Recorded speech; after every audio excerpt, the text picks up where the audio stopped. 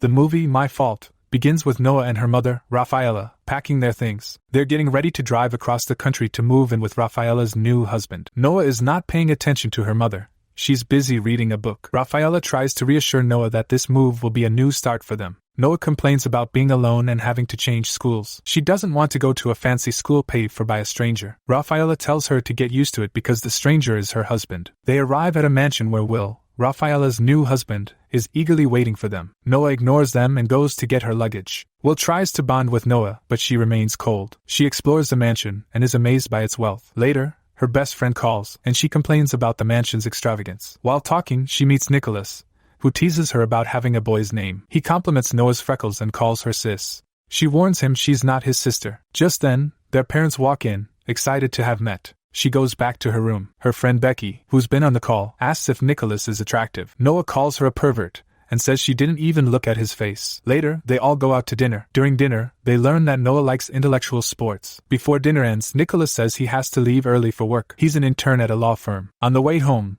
Noah argues with Nicholas, saying he drives recklessly. He mentions that Noah's mom must love her to put up with her attitude. Noah scoffs and questions if he knows anything about a mother's love. This angers Nicholas, and he tells her to get out of the car and drives off. Noah wants to call a cab, but her phone is dead. Soon, a man stops and insists on giving her a ride. She agrees and tells him about Nicholas leaving her on the road. The man mentions Nicholas must be eager to get to a party. He says there's no party without Nick and warns her it's a gang gathering. At the party, Noah sees Nicholas kissing many girls and is shocked. She follows him and punches him when she reaches him. He tells her to leave, but she threatens to tell his father about his true behavior. He warns her to stay out of his way and walks away. As he leaves, a lady approaches Noah, and they almost hit it off immediately. At first, Noah thinks the lady is with Nicholas, but she denies it, saying it was Mario, the guy who brought her to the party, who told her about Noah. The girl introduces herself as Jenna after Noah complains about not being able to see her best friends and boyfriend's stories. Jenna tells her to forget about them and try to enjoy the party before giving her a handkerchief so Ronnie and his gang won't bother her. Ronnie gets one of his boys to offer Noah a drink. She accepts it but notices there's rum in it,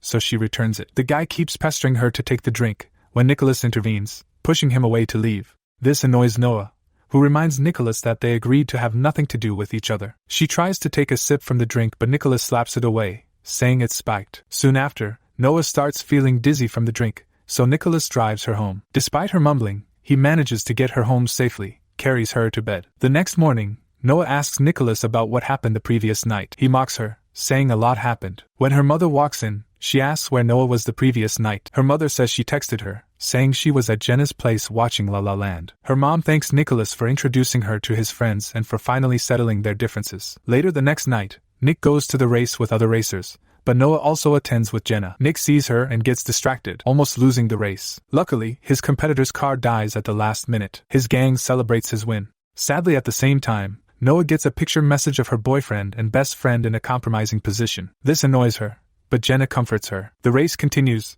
and Noah starts enjoying herself, even kissing a random guy. She gets more compromising pictures of her boyfriend and friend, but did not care. While she's kissing a guy, she tries to picture it as revenge for her boyfriend, but Nick suddenly appears and stops them. She tells him not to scare everyone who approaches her, and he scolds her for drinking without care. She explains she just wanted a photo. He mocks her for trying to make Dan jealous before snatching her phone and seeing the compromising pictures. Nick asks if she'll go home if he gets her the picture she wanted. She doesn't promise, but he kisses her anyway, takes the picture, and tells her to wait in his car while he gets Jenna to take her home. As she waits in the car, she texts her boyfriend, sending him the picture of her and Nick before ending their relationship. Feeling daring, Noah starts the vehicle, causing her to race against her will. The race begins, and Noah threatens to beat her opponent. Her opponent tries to cheat by hitting her when she's winning, but it doesn't stop her, and she keeps going. Despite the hits, she goes faster and wins the race, surprising Nick. This almost starts a fight between Ronnie's gang and Nick's gang, who blame Nick for cheating. Noah rubs it in his face that she beat him. Nick, for disregarding the rules, has to give his opponent the keys to his car. Then he tells Nick not to let Noah out of the house next time, which annoys Nick,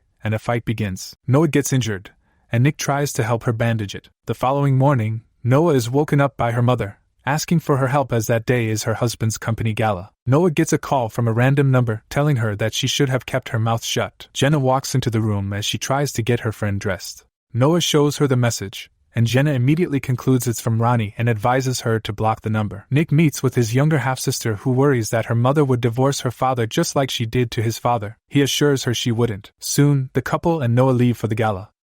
The kids return home. Nick talks to Noah about her driving before Noah asks him why he didn't attend the gala. He claims he was with someone who needed him most. She then comments saying she thought she was his only sister before apologizing for the car he'd lost in the race. He shuts her up saying it doesn't matter and kisses her. He finally says it isn't right as she's 17 and his stepsister, but she comments telling him to kiss her till she turns 18. Suddenly, he pushes her away and warns her not to let him kiss her again. Just then, Noah's mom walks in and blames him for not attending the gala. She tells him to go apologize to his father. Rafaela then focuses on her daughter, asking her why she didn't speak all night. The next morning, Nick goes out to find Noah washing one of the cars. He tries to go closer to her. She encourages him to watch her while she stylishly wets herself. Her mother drives in, and she immediately stops. Her mother says she has a surprise for her. The surprise turns out to be Dan. Her mother encourages them to kiss, but Noah tries to stop it. Dan is taken to his room while Nick watches everything. She immediately runs to Nick, telling him they have a problem. She'd sent a picture of them kissing to Dan, and if he recognizes Nick, he might report it to her mom. Just then, Dan walks out, and Noah pushes Nick into the pool. Dan apologizes for being a jerk. She tells him to leave immediately, but he says there are no flights available till the next day. He leaves, and she rushes into the pool to join Nick. He kisses her,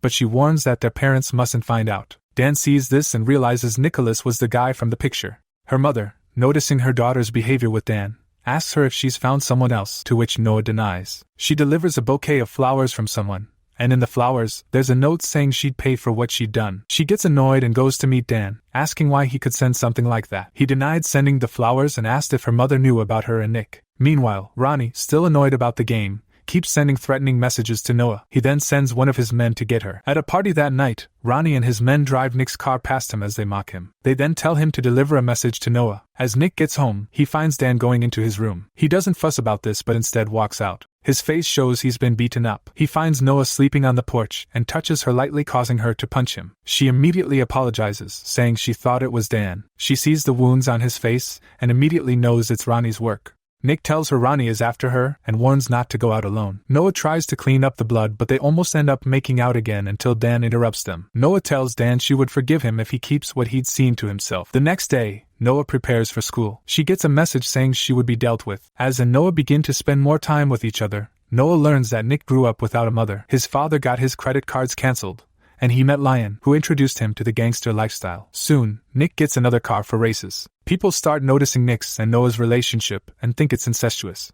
Nick takes her to a fight where he's one of the wrestlers. She tries to stop him from fighting, but he assures her he'll be fine. Nick begins the fight, and Noah leaves. Mario follows her out and tries to assure her it's all for fun. After Nick wins the match, he goes out to find Mario and Noah kissing and immediately pushes Mario. Ashamed, Mario leaves. Noah goes to confront her brother. He tells her he's crazy about her and has never felt jealous of anyone before. Noah breaks it off with Nick, but he doesn't agree. She tells him she's scared of him because she doesn't want a violent person in her life again. Nick releases her as she walks away from him. He begins to focus more on law while Noah tries to live her life, and the two grow distant. Noah, who has begun work in a restaurant, receives another threat note. Nick learns that Noah's dad had once tried to kill her with a knife and how her dad usually beat up her mom. He also learns that her father isn't dead like Noah had told him, but was sent to prison and was released weeks ago. He's then told to act as Noah's guide as her father wants to hurt her because her testimony was the key factor used in convicting him. Noah has no idea her father is out of prison because her mother didn't let her know, knowing fully well she's terrified of her father.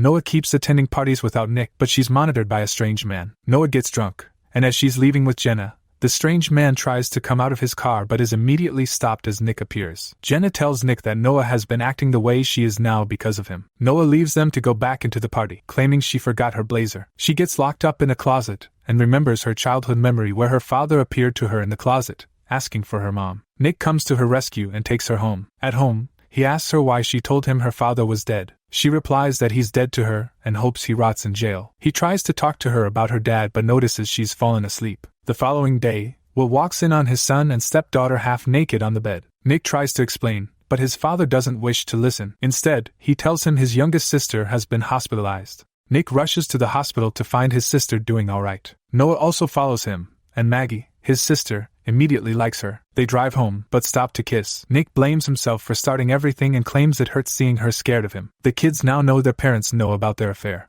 Noah claims she doesn't want to hurt her mother, and doesn't want to ruin her new relationship, but Nick doesn't want what he has with Noah to end. Not long after, the couple has their first sex on the beach as they promise themselves not to forget it. They spend more time together as couples. While Nick goes to get something at a pharmacy, he leaves Noah alone in the car, causing her to get drugged and kidnapped by Ronnie. Nick realizes Noah is gone, and immediately his family calls the police. They're shown a footage, and Nick immediately recognizes Ronnie. Nick is warned not to touch Noah once she's found. His father shows disappointment in him, and Nick had already told them about all the parties they've attended. Meanwhile, Noah wakes up in the kidnapper's den. At first, she thinks it's Ronnie, but soon finds out it's her father. She immediately becomes terrified, and he reveals that he's been the one sending the letters to her. The police find the letters in her room. Just then, a strange number calls Rafaela. It turns out to be her ex-husband. He requests a ransom of $1 million and warns that they shouldn't get the police involved. Soon, it is revealed that Ronnie and her ex-husband shared a cell together. Ronnie is injured by Noah's father after learning she beat him in a race. As instructed, Rafaela and her husband take the money and wait at the designated spot where the money would be placed. Rafaela tells Will her ex doesn't care about the money but wants to see her and her daughter suffer. Rafaela's ex watches their every movement through a camera. Nick remembers the car that was taken from him still has an insurance tracker, and they use this to track Noah. Just then, Noah's father flees with Noah using the car, and the police go after them, as does Nick. Noah's father tries to shoot at Rafaela, but he misses. While driving, her father blames her for allowing him to go to jail, making him unable to drive. He begins to shoot at Nick. Noah finally drives to a dead end. He calls it the end of the race, but she doesn't stop. She drives close to Nick, allowing her father to get shot. The rest of the police go to find Ronnie tied up. Noah's father is shot, and he dies. Noah is safe, and Ronnie gets arrested. The family is reunited once again. Nick and Noah do not stop their romance. He sneaks into her room whenever their parents aren't watching them anymore, while their parents think they have to do something immediately to end the relationship.